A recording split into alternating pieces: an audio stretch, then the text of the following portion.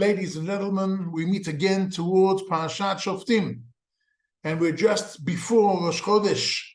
In fact, we're on Rosh Chodesh Elul, and we're coming towards the days of Slichos and Rosh Hashanah and Yom Kippur.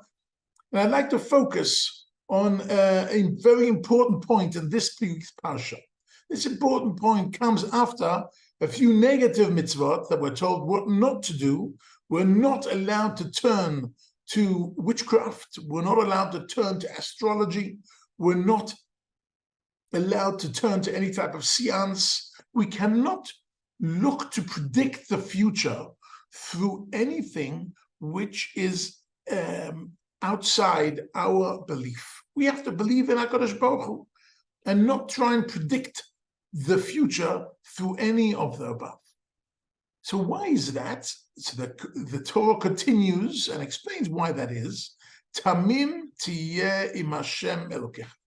We have to be tamim. Now, tamim in modern Hebrew means naive, but that's not what it means here. If we were naive, we could not live in the Middle East. We have to be tamim. Tamim means something else in the Torah. It means honesty. It means loyalty. There's something lost in the translation here, in the English vocabulary, to actually capture the idea of loyalty and sincerity and innocence, honesty. Tamim is to be loyal.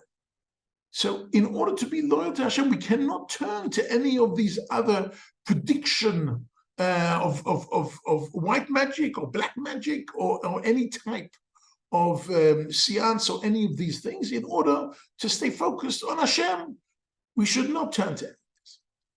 So what is the essence of this? The essence of this is basically because they used to believe that if you look up into the heavens and you look up into the stars, so the stars actually can predict the future, and therefore people used to worship the stars. Until today, we have the Sunday and then the Monday, and we have, based on that, in Hebrew, it's called the first day and the second day because we're counting towards Shabbos. But they used to worship the whole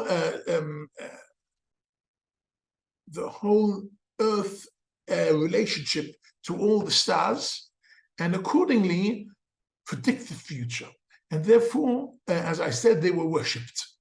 Now, for us, idol worship is negative, and so it's negative to worship any of the stars. However, what is this? Can the stars really predict our future? If it's true, so why not? So on this point, there is a machlokes.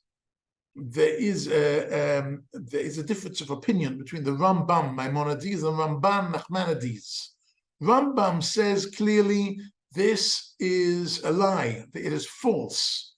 The stars cannot have no powers whatsoever. Don't waste your time on things which are not real. Nachmanides, on the other hand, says no, they are real, but they do not predict the future. And they do not decide on the future for us. They are not governing the world. They are a reflection of the world. And therefore, people look in the stars and they see a reflection of themselves. They learn things about themselves through their reflection in the stars. And Nachmanides says, even though it's true, it does give a reflection, we're not allowed to do it. Not that it's nonsense, just it is not allowed. Why? Because we are supposed to turn to Hashem. We have to turn to him and not to look for other shortcuts through any type of magic. Turning to Hashem is very interesting because actually we see by Avraham Avinu that already Avraham Avinu was in a terrible conflict because he got a promise from Hashem, you'll have many children, and then he looked at the stars and he saw he's not going to have any children. So HaKadosh Baruch Hu says to him, so he asks HaKadosh Baruch Hu, why in Parashat Lech Lecha? You didn't give me any children. I can see in the stars I don't have any children.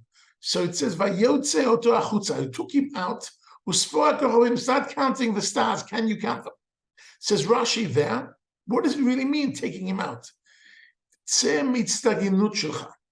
Leave the concept of the stars behind you, because maybe the rest of the world are run, HaKadosh Baruch Hu runs the rest of the world through the stars, but Am Yisrael is not run through the stars. We are run directly from HaKadosh Baruch Hu. Therefore, we must not worship the stars. We have to worship the boss of the stars. We have to worship Melech Malchei HaMelachim. The king himself has to be worshipped. And whoever worships the stars is idolatry. It's definitely unacceptable on any level. And therefore, we have a special relationship with Hashem directly. If we look through the Maimonides would say that Avraham was told, don't look at the stars because they're nonsense. But if I look at it through the eyes of Nachmanides, he says, no, it's true that they reflect, they predict, but it's not for you. Jews are outside this game. We are beyond this game. So let's think about this for a moment. If we're not supposed to predict the future, so why on earth do we spend time and money going to scientists who've done research and development in certain areas, whether it's medical areas, whether it's financial areas, and we accept their expertise in order to predict our financial future, to predict get good advice as far as our medical future? So are we allowed to do that? And the answer is we're allowed to do that. But it's not instead of davening. We don't worship our finance ministers, and we do not worship our medical experts. We worship HaKadosh Baruch Hu. We might want some advice, some financial advice, some medical advice, but we understand it's not instead of davening. In addition, some people got excellent medical advice and it didn't work. And some people got excellent financial advice and it didn't work. We have to daven. Davening is the key, and we have to know this coming in to Elul, when we're going to start Slichot, and in Rosh Hashanah we're going to be hours in Shul davening, and Yom Kippur, hours in Shul davening. All these hours, what is it all about? It's all about fixing our future in our favor. Give us a positive future. In fact, I heard once from my rabbis, Olam, the world is called Olam. The world, Olam is from the word Ne'elam, which means we're missing something. What are we missing? We're missing the lid of the jigsaw puzzle.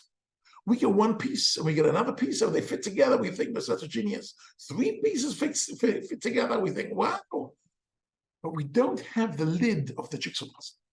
HaKadosh Baruch Hu runs the world, and he sees the lid of the jigsaw puzzle, and he puts everything together. Do we understand it? We don't always understand it. Can we predict it? Only in a very limited way. We cannot worship those people who predict it. But nothing is instead of davening. Davening is to help send me to the right financial advisor. Davening is in order to send me to the right doctor, and that the doctor should have enough sugar in his coffee that morning, that it be in a good mood and actually have the right idea to give me, and the right direction to point me into. And therefore, ladies and gentlemen, we're coming towards Rosh Hashanah Yom Kippur. You have to understand that the main thing is Tamim Tiyem Hashem Elokech. We have to daven to Hashem with tamimut, with honesty, with sincerity, with a sense of loyalty. And hopefully, if we daven properly, all these predictions will come out the best way possible in this new year. Wishing you all K'tiva v'chatima tov. Shabbat shalom.